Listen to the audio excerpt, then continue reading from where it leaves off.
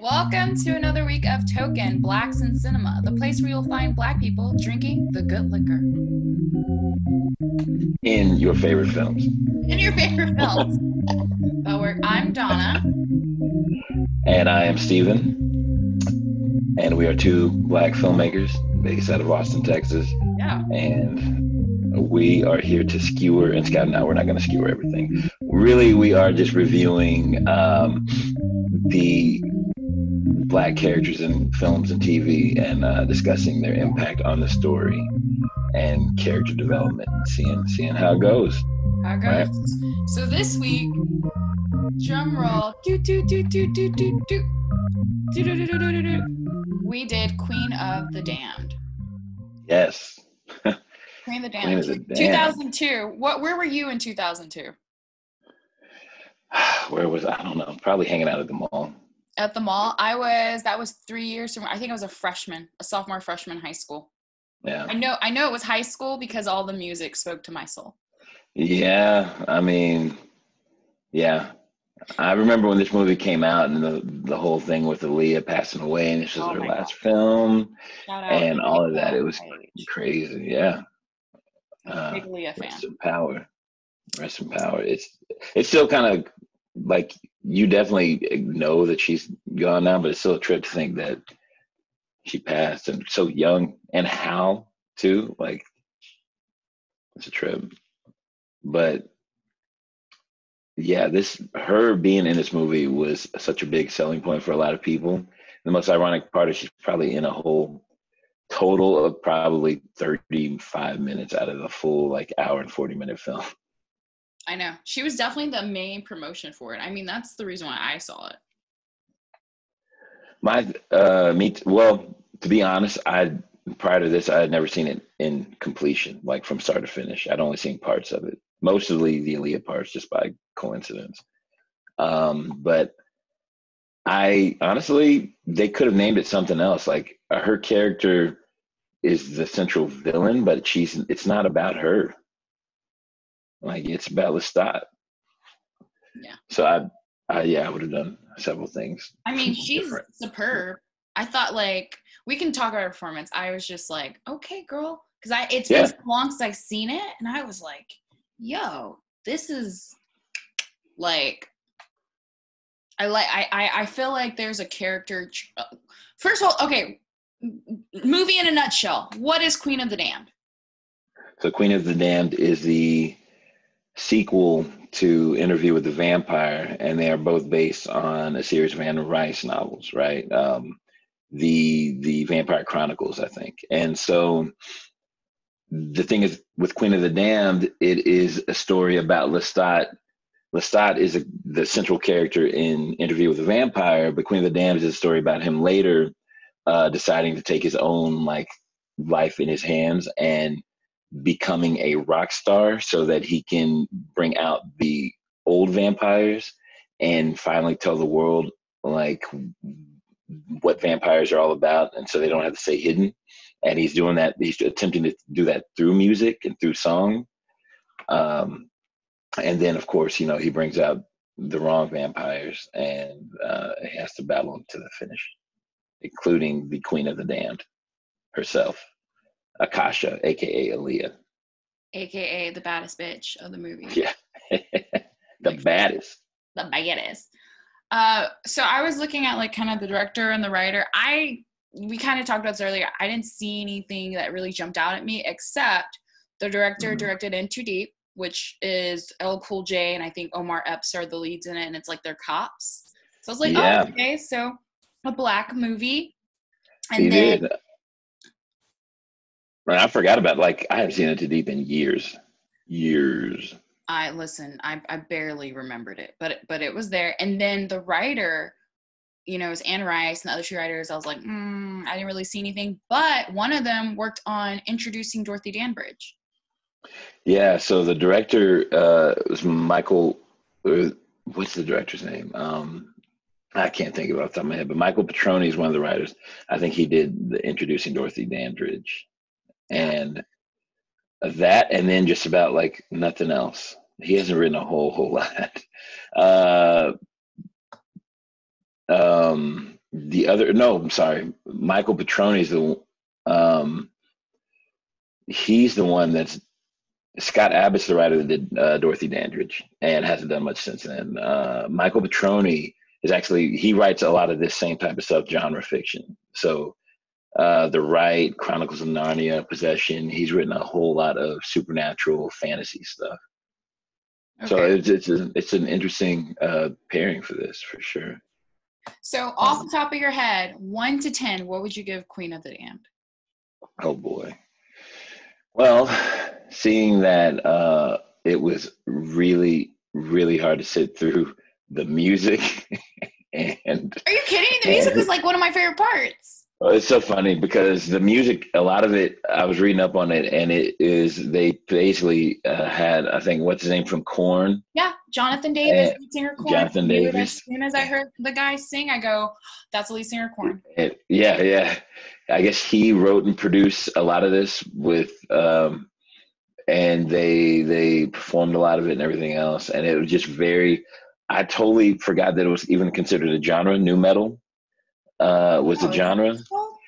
Yeah, I totally forgot. And that's basically where the wheelhouse for the whole music influence was for this. Even though apparently Anne Rice's influence, because they combined two stories. They combined the Vampire Lestat story along with the Queen of the Damned story. And those both were in the actual book, her influence for Lestat, whose character was supposed to be, was actually Jim Morrison from The Doors. And so that I could kind of see, given Lestat's personality in Interview with the Vampire and the rest of the series. But they made it, I guess they were trying to make it much more of an emphasis on that early 2000s, late 90s, like. I mean, that was the music of the time. Like for me, I love music, but I'm also like, that was like my jam when I was in high school. So I was like, oh my God, this reminds me of my life. You're like, the music. Well, the thing is, I mean, I listened to a lot of those bands back then myself, and have a lot of friends that were very much of this subculture. But it just made, I think the music combined with how they started off right off the bat with him, like in the band and everything else, just, there was a lot of cringe in this that just made me like, oh my gosh, like maybe it was a lot of bad flashbacks. But it's just a lot of like lines and stuff. So with that long drawn out answer, I would give this, out of a scale of 1 to 10, I think I'd give it a 3. 3 for entertainment value. Yeah. 1 to 10, I would give it like a 5. I'm just like, I actually thought it was better than what I remembered. I can see that. I never saw it, like I said, in completion. So, and I was just from the pieces I had seen, I thought it was going to be a little less of a typical predictable plot line. Oh no, that's not good. Yeah, but that's where you went wrong. You went in with a weird expectation. It is very much where I went wrong, because I mean, I think for me, the big thing is that the characters, I mean, I just saw like the motivation. I was questioning the motivation for everybody in this. Like the girl Jessie, what's her motivation? Like she keeps asking for something and then she gets it, and then she's like all scared. Oh, I really want to go to the vampire den, and she gets there knowing there's gonna be vampires there, and then she acts all scared every time she sees a vampire sucking somebody's blood. I'm like, girl, you asked for this. Now you're here and you're acting like you're scared cat. She was puny. That whole character to me was puny. Like I was like, so I agree. Like, what's her motivation? Why? Even they tried to make her motivation that she comes from living with vampires with her aunt, who is like actually like her like great aunt. Yeah, no, I thought that whole character was puny. I thought that the idea that he had fallen in love with her over Akasha wasn't realistic to me. Considering how deep the tie was to Akasha. I actually wrote out here at the very end, #justice for Akasha, #these niggas ain't loyal. Those were my two biggest thoughts that I left with after this meeting. And like, I know they made her the villain, but I don't really think she was the villain. Well, my thing is, it still goes back to motivation. I think that I didn't find it believable that he would fall for the Jesse character so quickly, because it's basically Jesse like trying to track him down and him being like, "Here I am. What do you want?" And she's like, "I want. Here's your book back." And he's like, "Okay, thanks. What else do you want?" She's like, "I want to get to know you." And he like takes her on a Superman Lois Lane tour of the city and shit. And they So accurate. That's so accurate. and like, and he's like, "Here's where I hang out. This is what I do." And all of a sudden he's like, "I'm bonded to you now. Like, I just feel you, like, because you're pretty, like, I don't know." So she tracks him down again later, and like, or she tracks him down before that, and that's how he This finds is a her. real relationship. I go, girl, red flag. Men don't fall in love with you in one night, okay? He's No, trying to like trick you. It's a red flag. very much red, gigantic red flag. Like, he just trying to hit it, girl. Like, like, keep it moving, keep it moving. But I guess we're But supposed to believe he actually fell in love. yeah, like, out of all the characters, and then of course, like, with Immortal, and I will say that they gave his affection for mortals a more of a realistic tone, because he's like, "Oh, I got tired of living alone, so I wanted a partner." And then this Jessie girl comes along, but first he discovers Akasha, and she's like full of magic and strength, and he's like, "Oh, I want to know more of this." And then Akasha, then Mauricio, his maker, like, is like, "You've gone too far. I'm taking all this away," and they disappear. But instead of like diving more into the mystery of Akasha, he's like, "Oh, this random ass human that just brought me this book back, I'm more into her now. Like, And she was what way to less do." interesting than Akasha. Oh, by far. But again, like, with its motivations, like, he wants to basically explode the world full of information about vampires and turn the whole world upside down so everybody knows vampires exist. And he's gonna do through that through music, which to me is one a really weird way to do that in premise in the first place. I assume the books have a much more in-depth way to do it, but even as a book, I would think that's a different, unexpected direction to go. But then her character, like, I don't know, her character wants to like work for a secret society that like tracks vampires and studies supernatural paranormal stuff, but she doesn't listen to anybody in the secret society she works for. She just goes off on her own like tangent, and really secretly, I guess, just wants to be a vampire herself. And Which but is even weird. Akasha, yeah, it is weird, right? It's really weird. It's really weird where that came from. It's like, well, I don't understand. Why do you want to be a vampire? Like, there's nothing that from her before story that told me she wanted to be a vampire. Study vampires, know what they're about, but to be a vampire. That's Yeah, that's a big flip. That's a big change. You know what I'm saying? Like, I like dogs. I don't want to be a dog. yeah. Exactly, exactly. But again,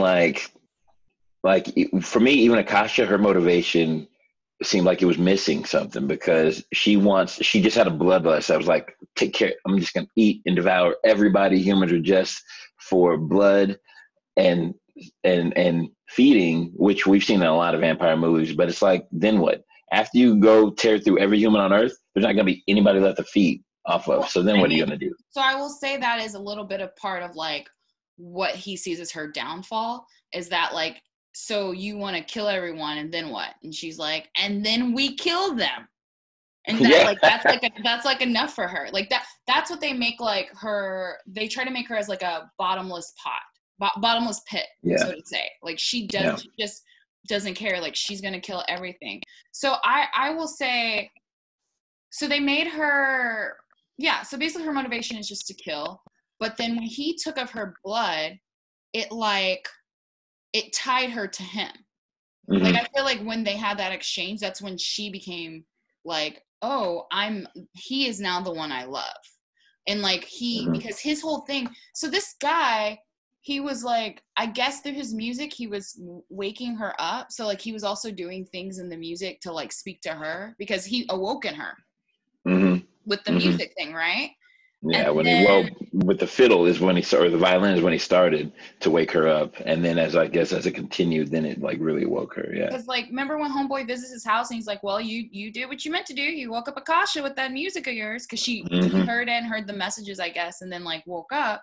So then so it's like you built this whole music career to bring people out. Like, I felt like his motivation as a character wasn't to like be out in the open, but was to like find, I was placing it on trying to find her. Because whenever like the guy leaves him by himself, what's the first thing he goes and does? He goes to see if she's still there in the bottom of the cave. And Yeah, and then he screams and stuff. So right. after that, yeah, I think after that he definitely does. I think that's his and honestly, that's probably his underlying motivation for telling the whole world about vampires is to find her, because he does repeatedly say when he's doing press conferences, they're like, "Aren't you pissed, mad, or scared you're going to piss off the other vampires?" He's like, "Let them come." He's like, "And we'll see who comes out into the light." And like, it's like a very clear wink, wink that he's like looking to find her, or Mauricio at least, and have her come out, like get her out into the open. Yeah. I feel like all of her motivation was, there's a question that I have to ask though. It's like, is there a spell that woke her up? Because why didn't she wake up sooner? Right? Because the music itself, and I think that's a missed opportunity to show like how music plays a part in not just like every normal human's life, but in like vampire's life. Like, is music a spell in and of itself? Because you could really flip and say music casts a spell on everybody. There's like, music is one thing that's constant for everybody, that's kind of that you take with you no matter your age, race, color. Like, music is something we all feel at our core, as a soul. And I think they could have definitely played that up more with even vampires. Like, music reaches them at like a guttural, like soulful point where that's what woke her up, right? Yeah, there's definitely, the more we dive, more questions of like how, right? Like, why now? So okay, we say the why now is because of the music. Okay, great, but there's nothing there that told us that there's like a spell, or the music wakes her up. We kind of see, you know what I mean, the hint of it, I guess, whenever he's playing the violin and she wakes up temporarily. Mm-hmm. You know, Mm-hmm. but it would have been even just like if they had shown a clip of like his music playing and like it beating to her. Like, if they had just shown like the music's effect, I think it would have been beneficial for us to see her actually waking up. Yeah. Well, because at the very beginning, that's what wakes him back up, right? Like, he hears the music playing, that band playing in his old house, like while he's sleeping in his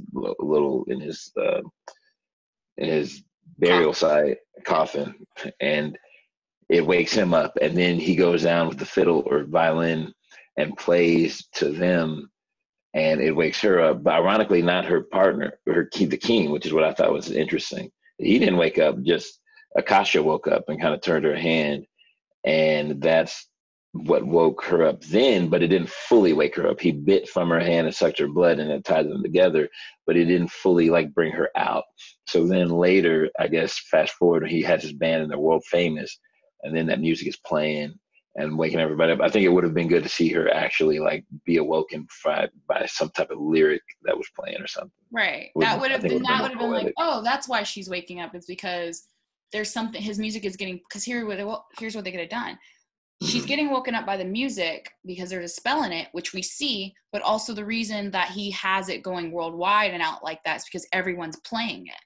So let's say she has to thaw out, right?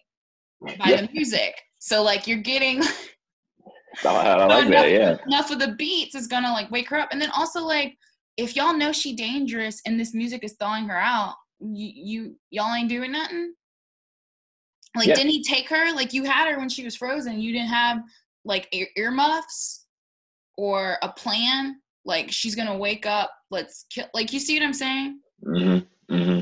Like, you had her in a box. How she got the box? Yeah. Or like, if you know music or the magic of these lyrics are gonna wake her up, then like keep her in a soundproof, echo chamber proof room, like where, buried 20 stories underground or something.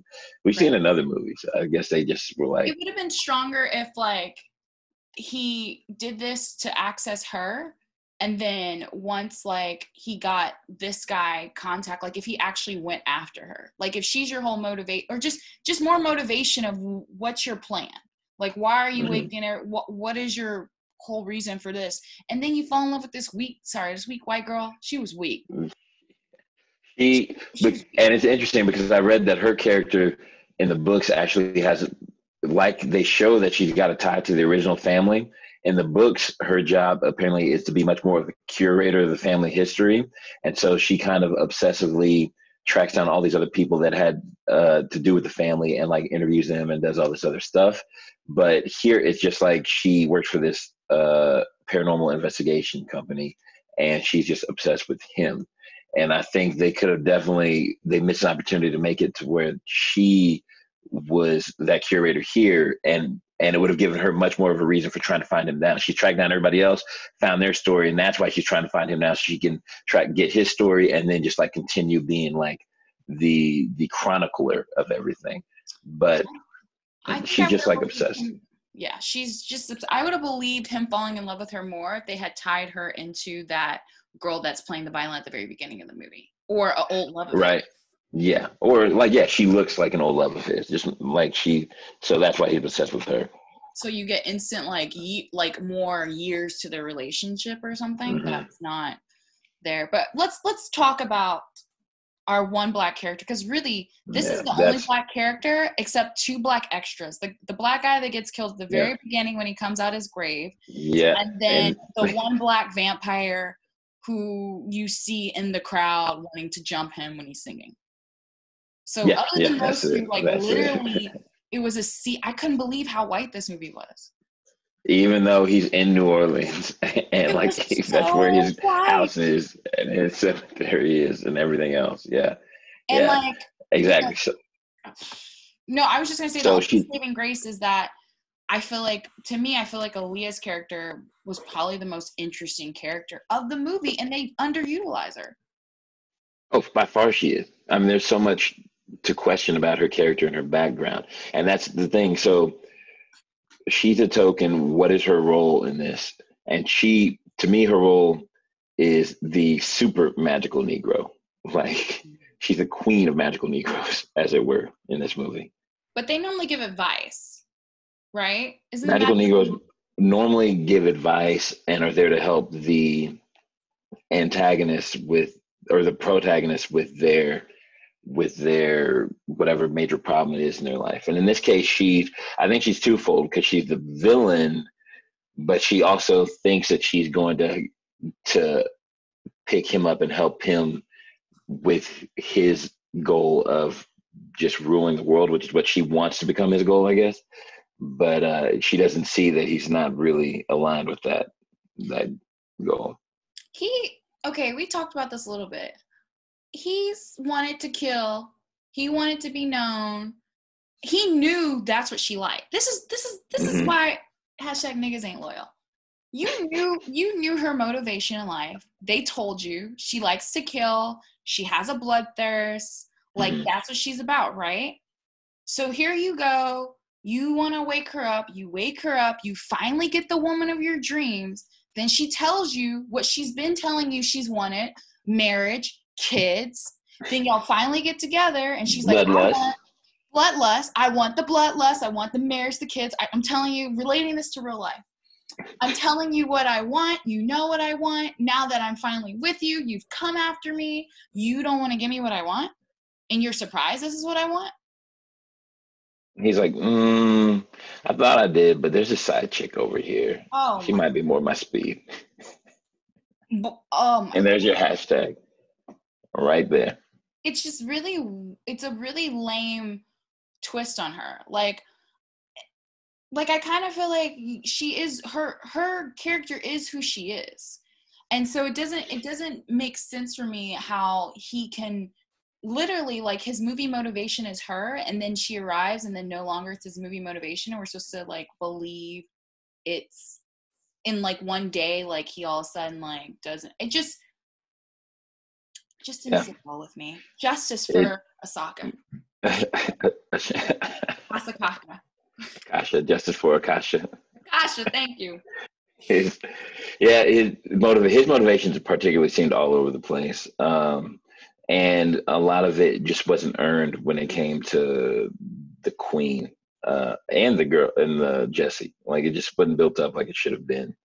And I think, again, there's missed opportunity to really develop the relationship between him and Akasha and what they what that really could have meant versus what it did mean. And so I think that'll bring me to the next question: is does the film acknowledge that she's Black to begin with? Does her tokenism even matter within the context of the film?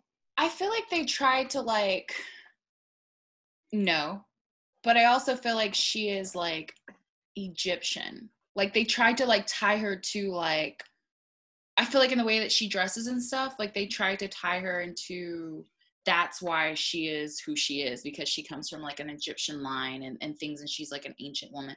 I definitely don't think her Blackness was acknowledged. I think the way that Aaliyah played this character, like, and not even on some bias, I love Aaliyah, I thought it was really superb. Like, I really did. Like, watching this performance, she played her like a snake. Did you notice that? Yeah. Like she plays her like a snake. She's very slow moving. Slithers. Even the way she talks, she played her like a snake. It was I was surprised by how confident it felt. Like it felt she felt like believable as this kind of confident being. Also, this is why justice for her, and he's not loyal. The only reason she killed at first was for him. Like the first time she goes to that bar, the reason she kills that guy and everyone in there is because they threatened to kill him. Yeah. Then she goes to the concert. Why? Because they threatened to kill him. But they were all jumping to kill him. Yeah, that's a good point. Yeah, they didn't acknowledge her Blackness. And honestly, like her being a Black woman in that role made it even more powerful for me, I feel. If that had been a white girl playing that role, it would have been cool. But like to see like this Black queen who's like very powerful and like all of this, like I thought that was like really, really dope. And it would have been neat for them to acknowledge that, like maybe her bloodline, you know? Yeah. Well, and that's my thing is I felt like it was a missed opportunity to really acknowledge her ancestry as a Black vampire from the old world, to all the way down to the lineage that leads to the modern vampires that they have today. And I think other films have been able to trace vampires' ancestry and show that stronger. But I think, especially given that they really tried to incorporate an Egyptian aesthetic for her costume design, and the way she just looks, her makeup, the way she carries herself is very much like an entitled queen that knows she's the shit and like nobody can fuck with her. That she really carried that with the character, and she did like you said, like no bias at all. I was analyzing her performance, and she did a great job acting like a queen that knows she's a queen and that can do whatever the fuck she wants because can nobody fuck with her. Like the way she carried herself, the way she at first slithered like a snake and kind of just, now that she's new or she's back in this like new world, like the way she carried herself and talked to people, spoke to people, all acted, I mean, it was straight up like queen status. Yeah, and I was really impressed. I was like, whoa, she's really like killing this role. No, like I hate saying the word with her, but well, she took it. I think they did really miss an opportunity to emphasize her ancestry more, especially since they gave it such an ancient Egyptian aesthetic, and show how that being Africa is the original Pangea and the original place where we all come from anyway. That would have been a great opportunity to show how that lineage just travels all the way down to 2002 or whatever, when this is supposed to take place. And I did find it very funny that she does. I think the one really Black aspect that her character does is when she gets that look when they're in the court and she realizes they're all trying to sabotage her. And that girl Jessie's like, "What did you do to him?" And she looks at her like, "What?" Like, girl, what the fuck, bitch? Like, it was hilarious. I rewound it because she gave her that look like, "Girl, you are not talking about my man." Like, she was, I wanted to see her just fly down and just like fight. Totally underutilized. And the most, because everyone else in the film is kind of, I mean, I like Stuart Townsend. I like him. But still, she, out of everyone, and normally your villain is just because like she stands out amongst all of the people, and she's just underutilized. Like I was counting the scenes she's in probably about 7 scenes. Once she comes in the last 30 minutes, she's incorporated in everything, but it's like we watched like an hour and 15 minutes where you only showed her like in little cut up music video pieces. Yeah. It's just underutilized, very underutilized for such a like impactful character that I feel like had the most like meat and like interestingness about them. Oh, by far. So removing her, and that's the thing, is would removing her as the token make a difference for her character in the film? As a Black woman, or that just that character in general? Removing her as a Black woman, would making her white make a difference? I think it would make it. I mean, she just says such a good like way. She plays that character so well, and I think her Blackness adds to the depth of that character for you to see a Black woman like that. That I think for someone like me, it makes it less impactful. You know, but also she does such a great performance. I'm like, it's like, if you replace Heath Ledger with another actor, yeah, he's gonna do his thing too, and there's other great actors, but like, she just kind of like she really kills it. It's not, I didn't think, I've seen her in other things, and she's never been a bad actress. Yeah. But I was really just like, whoa, okay. Yeah, I agree. Her as the actress in this role is very standout. Like I think she honestly probably does the best job acting in this film. Oh yeah. And I was reading some background info because I wanted to find out what the race of the original character was supposed to be. And apparently Akasha is originally from Uruk, which is now known as Iraq. So, and she was born like over 6,000 years ago, long before the first pharaoh built the first pyramid. So I think her character is really not even supposed to be Egyptian, but older than that. And she was supposed to be Iraqi. Had they cast her as an Iraqi female, I think it could have been really powerful too. I agree. Any place to see a female of color, and you know, obviously I'm for my Black female colors, but like color. Oh man. Yikes. Colors. Any place we can see some colors. But like I think because that role is so non-apologetic and walks like in strength and is like beautiful and dominant, and like just everything about that character's essence is like, I got this is me. I think it still would have been, it's still impactful. She dies so beautiful too. First of all, she does. She dies gorgeous, right? Like they turn her to this beautiful black stone, and then she goes to ash. Like, yeah. I was like, damn, keep the stone statue, put it in the corner. I like that. Yeah, this is a great. It's great, but it's just the reason why the movie loses me. I mean, the movie obviously loses in a lot of places. I overall I was like, okay, cool, and I really enjoyed Aaliyah's role in it, and I like Stuart Townsend, but like, it just underutilizes so much. Like it feels like kind of empty. Mm-hmm. Like to me, the movie just feels kind of empty. Like you guys could have had so much more action, so much more depth to the history element of it that you like talk about.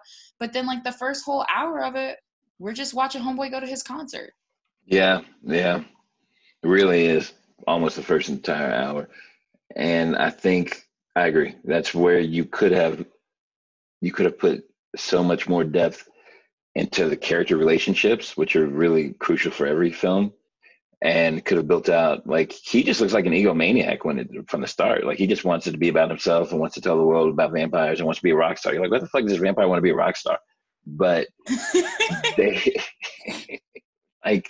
they could have really focused on his desires for outing the vampire crowd and like whatever bitterness he has from them or whatever his reasoning is, and how much he had a lust for reconnecting with Akasha after that first taste, and how he was willing to do anything to find her. And that's what took him to where he was in New Orleans today, and why his big genius plan is to go start a rock band and wake her up with the music. Like they could have really focused on their relationship more. and giving you much more meat there, because like you said, her character is so meaty and so interesting. Like, she's the freaking queen of the damned. All the vampires are damned people, so she's their queen, and there's a king there, and she is strong enough to like kill the king. And they did just went all over the globe trying to satisfy their bloodlust, until one day he realized, oh, they need to stop, and like they were over it. She was just following his lead. Like what's the story there? Because right now the side story is wanting to be a vampire rock star is boring as hell. Like, he was a weak man. That was a weak man. She was too strong for him. She was like, by look far. what I can do. I can murder all these people. I don't want to murder as many people. We talked about this briefly before we recorded. You can't just have a limit on murdering. Either you're about that life or you're not about that life. Yeah, exactly. He was willing to murder all these folks before. He just don't want to murder as many as she is all of a sudden for some reason. Like, you're a killer, you're a killer. Like, so are you a killer with a moral code like Dexter, right? Or are you a killer that's just here for chaos, like the Joker? Like, what are you trying to do? What's your killing? What is your vampire? How have you been eating? Because I saw you eat 2 girls earlier and you didn't care about them. Not at all. Not So at all. are you not eating the pretty ones? Are you only eating the uggos? Are you like are you a vampire that's like trying to cull the human herd down to like the perfect genetic matches for you? Like, what are you trying to do here? So what they could have done, though, if they wanted to really play on he doesn't want to murder, because he knows what she is. They tell him who she is, right?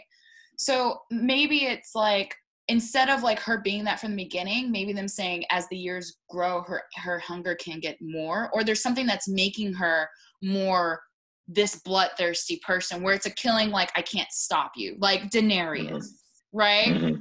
Spoiler alert, Game of Thrones, I'm so sorry. But that's what killed Daenerys. Well, yeah, her unchecked, and that's a really good comp, actually, because her unchecked, it was a combination of her unchecked passion for, or desire for power, along with her just blood rage after certain characters were taken from her, her friends and her loved ones just taken. And that's what pushed her over the edge, talking about Daenerys here, to like see nothing but red and go crazy. And at that point, can't nobody tell you shit. Once you're red, everybody's had that experience of being pushed to their limit where you just get so mad you just want to break everything and burn the world. And then once you come down for that, you're like, oh shit, I should not have done that. Like that wasn't smart. Like, now I got to apologize. Now we got to make up for all this shit.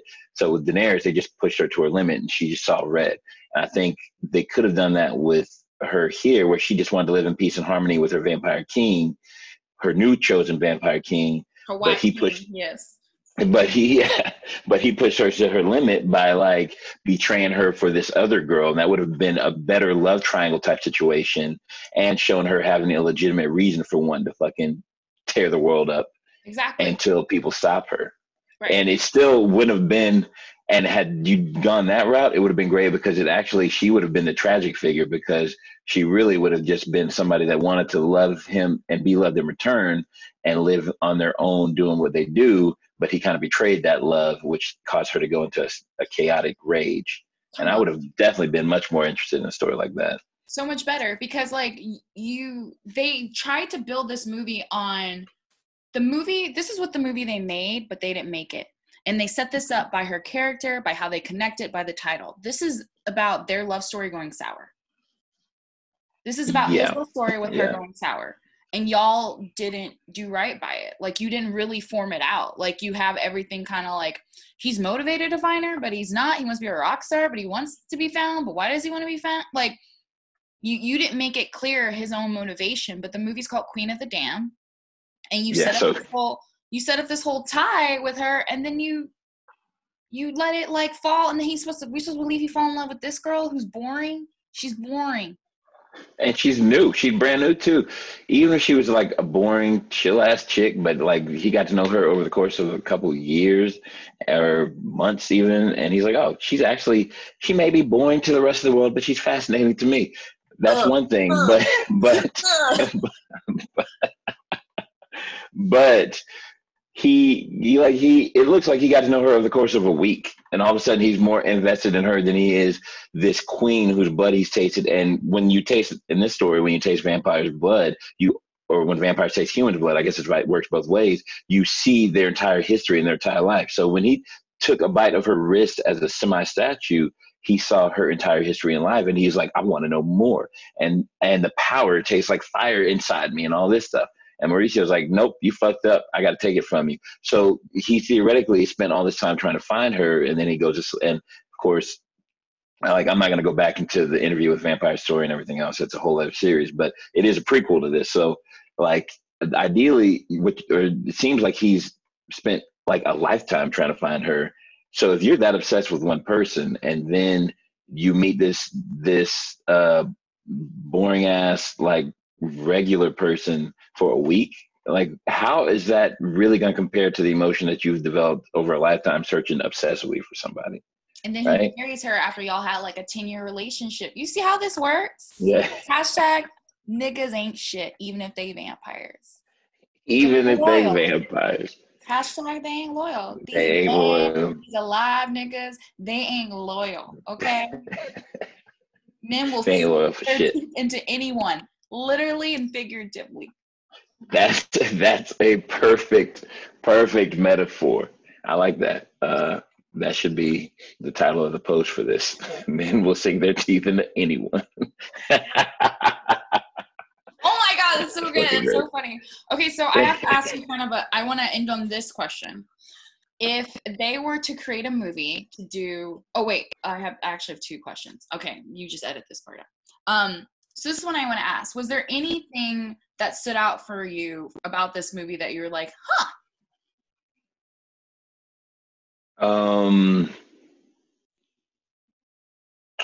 No. Okay, that's fine. I have one. It doesn't matter. I just want to say mine anyway. You know what I'm saying? I'm just talking. No, go for it. What's yours? I'm bringing up subject. I like how we have a Zoom meeting. This movie hints to 2020 when he zooms into the press conference. Yeah. That's a good point. It is, because I don't think we had video conferencing nearly such a scale as we did back then at all. Yeah, I noticed that. And he's like looking at them. To me, that kind of reminded me of a couple scenes from Demolition Man, some other ones too. So where he's like talking to the crowd and he can see them and he's like looking at that one reporter. Perhaps I'll give you a tasting later on in your hotel. And you're like, oh. And she's all, oh shit, maybe I shouldn't ask that question. Look at you. You do accents? Sometimes in my spare time. So that was one thing I was like, oh, look at that. Look at our future being told to us. But here's my question I just thought of, and I think this is like actually a good one we should probably start introducing. If there was a movie starring Azaka, I keep on saying her name wrong. Akasha. There was a movie starring Akasha. What would you say that movie would look like?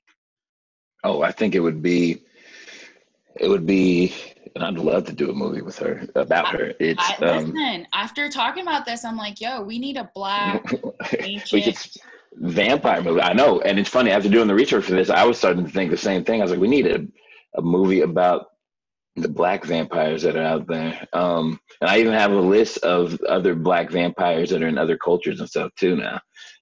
But I think a movie with her character would be, because everybody wants to know even then how the gods were created too, right? So I think a movie with her character would probably be her, if she's that ancient, it would probably be her in the village as her, like, working for her family or whatever, and then she gets preyed upon by not another vampire, because she's like the god vampire. She would probably get preyed upon by some demon or some monster that like had been rumored throughout the village the entire time anyway, and they merge with her as the human, because there's some type of quality in her that the demon sees, and she then becomes the first vampire and then starts preying upon people, and there's a bloodlust, and then she realizes she has to get in check. She meets her king, and like probably the form of some traveling prince or something from another country, or another country that her country's at war with, and then they proceed to just like go out and create vampires and become the king and queen vampire, right? Until ultimately they get stopped by some regular ass person. But that's what happens with these movies. Or she could, like, what if like her origin story is like they they have her, like, what if like she was raised as like a princess, and like something was happening to her people, and they were like, we need her to be our protector. And so they do this spell on her to make her the protector of the people. And then maybe like either something goes wrong and she starts having a thirst for like human blood, or she protects them, but something happens where all of them die and it turns her to want to kill humans in general, or like something like that. So maybe it's more of like she was I created like to be a that. protector, and then I something like that. turned her. Oh, and then also I was thinking, if there was a movie where they have this type of character, but they're not the like villain or whatever, it's the Old Guard. Is that what it's called? The one on Netflix? Yeah, she's basically that. She's like but it's like this character who's lived through the years, who is now like is like adapting to like the future. So like if she was like a protagonist, if Akasha is the protagonist, Akasha's too doggone powerful though. Akasha ain't having it. Akasha's not Yeah. living a normal life. Akasha's like, She, if I'm not living in a castle, everyone's dying.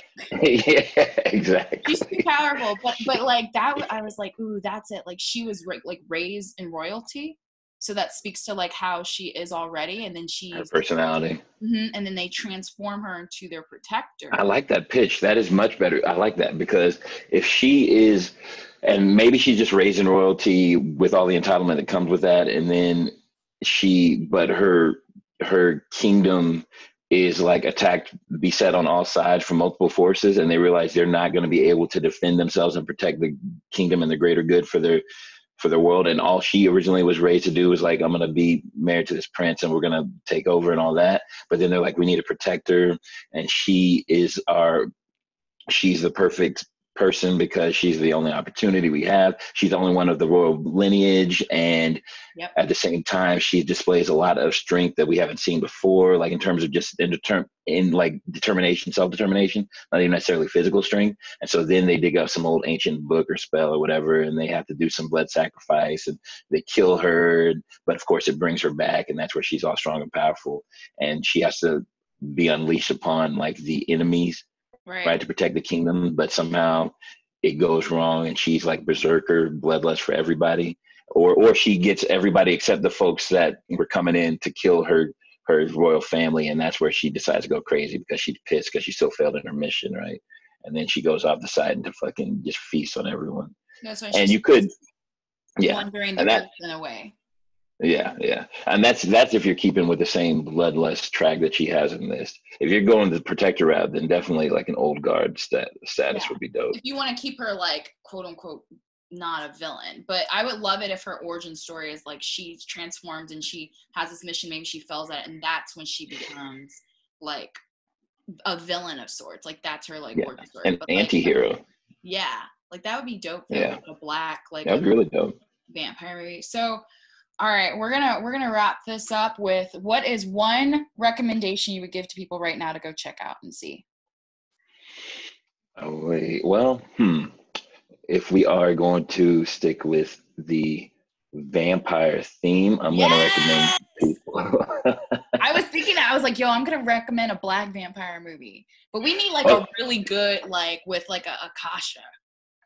oh, we do. I don't. Might be something we might have to write ourselves. But I love like, Vampire in Brooklyn though. Like shout out to Vampire in so Brooklyn. well, I was looking for black equivalent films because that's a question we have, and I was like, I mean, you got Blade, Blackula, Vampire in Love Brooklyn, Blade. and Blade is, I mean, I think Blade still holds its own. It's a badass fucking movie, and the soundtrack too is off the chain, and they're remaking it. Yeah, I see you. You didn't get with my soundtrack. rocker, but okay. Yeah, I know. Well, I was more of an electronic when it came to that, like versus new metal. I was much more of a techno electronic dude back in the day. I get So, but the soundtrack was mixing like hip hop artists with techno groups, right? So it had like Junkie XL and the Roots, and then it had like Most Def and like who was it? Most Def and Chemical Brothers or something. Like they had some crazy mashups on the soundtrack. It was off the chain. So yeah, I definitely ride for Blade for sure. Vampire Brooklyn, I thought I haven't honestly seen it since it came out, But I remember liking Vampire in Brooklyn a lot. It was so funny. Eddie Murphy in general. As campy as it was, yeah. Exactly. It's Eddie. Yeah. So I recommend either of those or Blackula. And for a good vampire movie that unfortunately doesn't have any black people in it, but it's a Swedish movie, I would definitely recommend Let the Right One In. Oh, I've heard about that. I gotta check that out. It's good. It's on Hulu, available for free on Hulu right now. Well, if you got Let the Right One In. Okay. Yeah, it's about children, and it's a very different take on vampires. About friendship. So you check that out and let me know what you think. And any of you guys listening, then definitely check it out. I'll do that. Okay. There was an American remake shortly after too. What's your recommendation? I didn't even get. Mine's gonna be Vampire in Brooklyn. I just think Vampire in Brooklyn is so funny. And it's like a good, like goofy, like vampire spin. And I love Angela Bassett. So yeah. And also I would recommend, if you haven't seen this movie, Queen of the Damned, go watch it. But if you don't really feel it when you're watching it, just fast forward to the parts with Aaliyah. Okay. And just check out her performance. Because it's superb. Like she really embodies, and this is not on no like cap. This is no like because it's Aaliyah. It's like, no, she actually she looks gorgeous in it. She makes costuming, everything. Her makeup is on point to this day. Like I will wear that makeup tomorrow and it will be right on point. Like highlighter was popping. It's superb, the work that they like put into like her character. I just wish they would have done it more into the script of her character. You know what I'm saying? Me too. Same. She's enigmatic. Like her character is really the standout of the film. Like it's somebody, after seeing her character, you're gonna wish you saw a whole movie on her. Totally.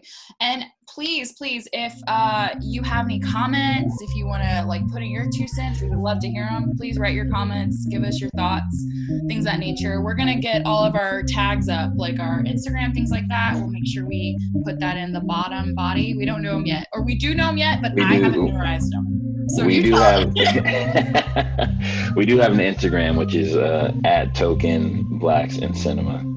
So you can, it sounds longer than it actually is, but just type it in, Token Blacks in Cinema, and you'll catch us on Instagram with that. The rest of the socials will be up, and you'll be able to find those in the bio as well. You have movie recommendations. Throw those out there too. Other films where you're like, let's break down the Token character in it. Let us know. We have some of our own, but there's probably, unfortunately, a ton more out there. Yeah. There are. And so please send us your recommendations. We'd love to hear it, so we can review them. Bye. Peace.